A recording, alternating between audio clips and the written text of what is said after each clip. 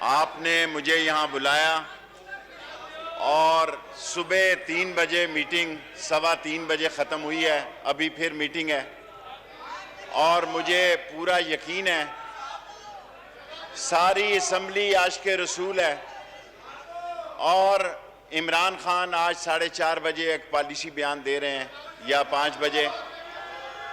मैं आपको यकीन दिलाता हूँ अल्लाह बड़ा है और हम नामूसे रसालत पर किसी सूरत में भी लब्बैक से पीछे नहीं हैं।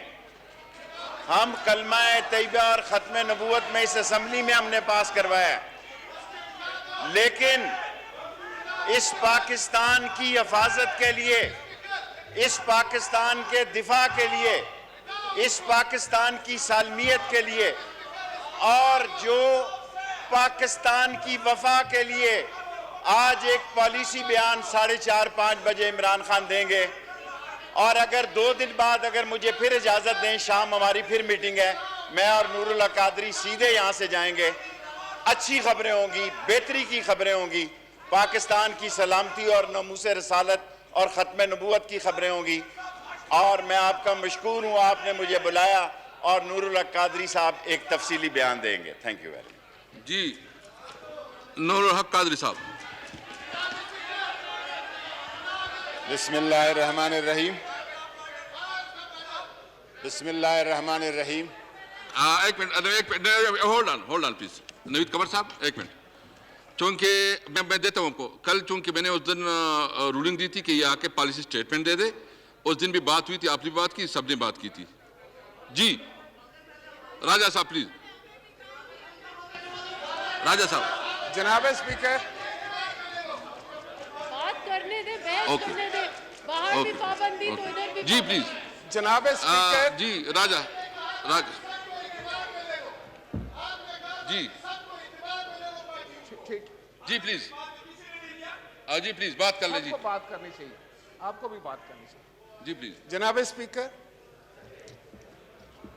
इस वक्त मुल्क में जो कैफियत है, आज हम एक्सपेक्ट कर रहे थे, होना तो ये चाहिए थे कि जुमे के दिन जो इजलास हुआ उसमें गवर्नमेंट की तरफ से पॉलिसी बयान आता, वजीर दाखिला यहाँ पे खड़े होकर अवामी नुमाइंदों के सामने जो है वो पॉलिसी बयान देते, उस पर फिर अरकान जो हैं वो अपना इजहार करते, अपने ख्यालात का इजहार करते, कोई तजावीज़ आती।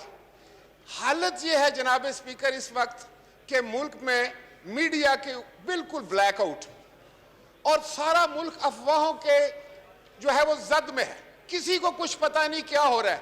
और वजीर दाखिला ने जो आकर बयान दिया है वो आपके सामने, मैं समझता हूं वो इस ईवान की तौहीन करके चले गए हैं।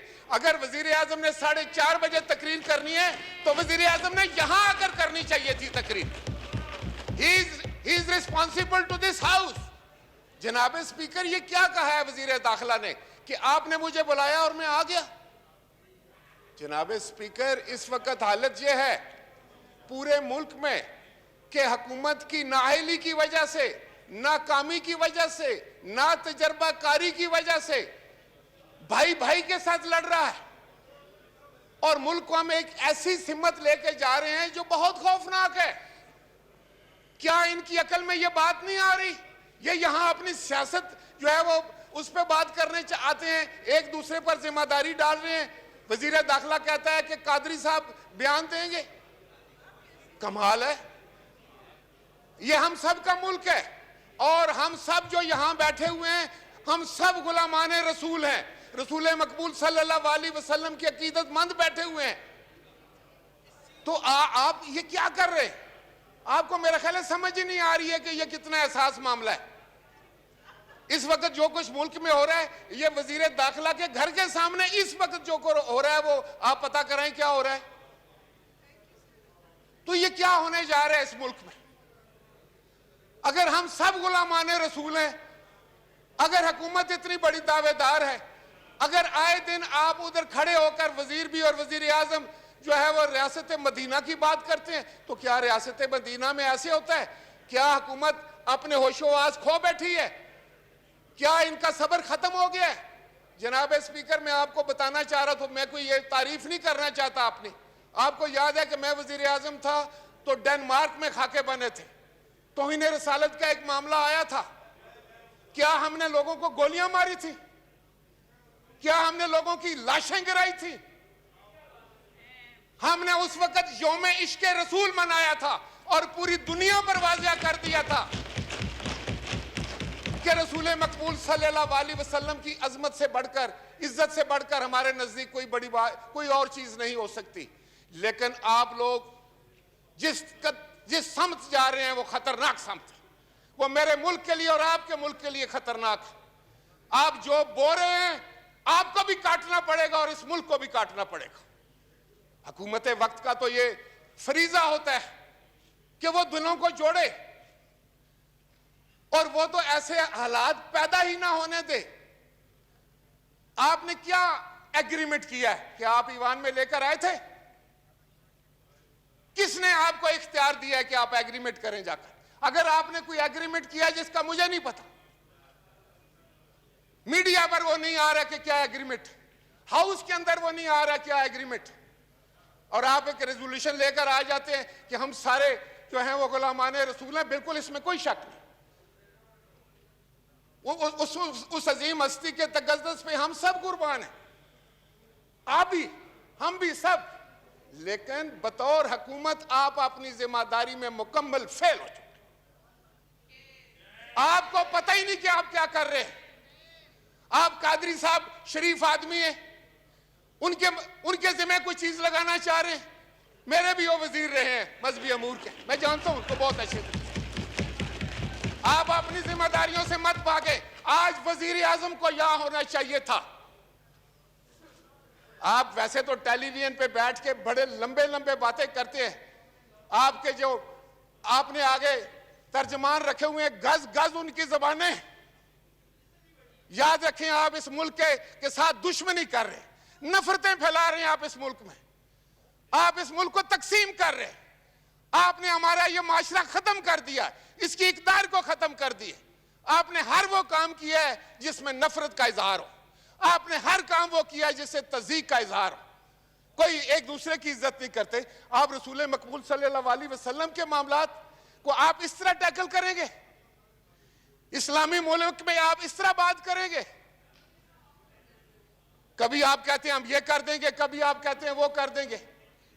लेकिन मैं आपको ये बताने जा रहा हूं जनाब स्पीकर, आपकी वसातत से, हुकूमत मुकम्मल तौर पर इसकी जिम्मेदार है। ये जितनी भी जो कुछ भी हो रहा है इस वक्त मुल्क में, क्या आपको पता है क्या हो रहा है? क्या मुझे पता है? क्या किसी और ऑनरेबल मेंबर को पता है? टेलीविजन पर हम कोई चीज देख रहे हैं, अखबारात पर देख रहे हैं। कहां है आपके बड़े बड़े दावे कि आप मीडिया की आजादी पर यकीन रखने वाले लोग? आपसे ज्यादा फाशिस्ट हुकूमत तो आई नहीं है। थैंक यू जी, थैंक यू। मैंने तो नहीं सुनी। जनाब स्पीकर, मैं आपकी वसातत से इनको ये बताने जा रहा हूं कि जो ये कर रहे हैं, they are playing with the fire. ये बड़ा एहसास मामला है, बड़ा सेंसिटिव मामला है, और आप जिम्मेदारी से जान नहीं छुड़ा सकते। आज यहां वजीर आजम को होना चाहिए था।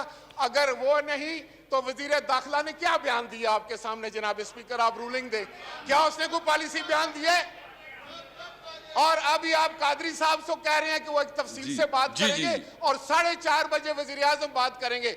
ये हाउस किसके लिए है? ये पार्लियामान किसके लिए है? पार्लियामान को जवाब दे वजीर आजम। इन्हीं बातों की वजह से मैं आपको ये बताने चाहता हूं कि you are pursuing wrong ideal, you are going on wrong path, और ये मुल्क के लिए ठीक नहीं है। आप मुल्क के साथ दुश्मनी कर रहे हैं।